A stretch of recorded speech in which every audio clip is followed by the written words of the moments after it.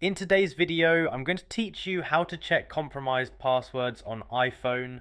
Alright, I'm on the home screen right now, and we're going to do this through settings by going into the passwords section and turning on the option that detects compromised passwords.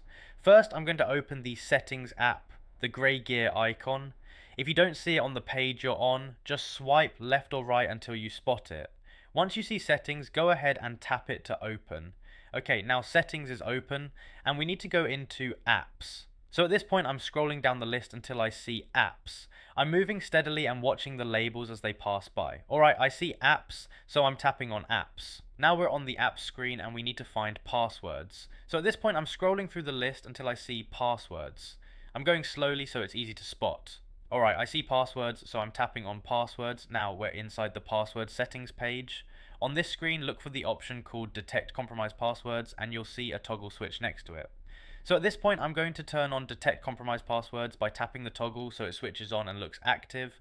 Once it's on, that's your confirmation it's enabled. There's no save button here, so the change applies immediately. At this point, you can tap back or exit settings whenever you're ready, and your iPhone will now detect compromised passwords based on that setting.